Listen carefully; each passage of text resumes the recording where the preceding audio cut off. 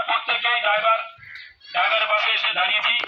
প্রত্যেক ড্রাইভারকে বলবো যারা মহাসড়কে জড়িত হয়নি, প্রত্যেক ড্রাইভারকে আমরা বলবো একত্র হয়ে, সময় আছে।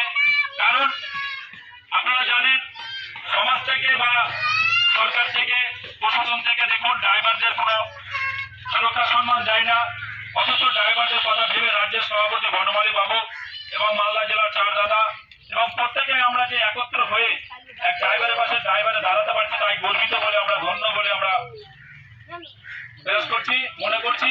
তো আমরা এই যে এসছি দাদা ভাইয়ের গত 3 মাস হয়ে গেল, দাদা ভাই আমাদের ছেড়ে পরলোক গমন করেছেন। তো আমরা কিছু দাদার বাড়িতে তেনার পরিবারের হাতে কিছু আর্থিক সাহায্য আমরা তুলে দিতে এসেছি।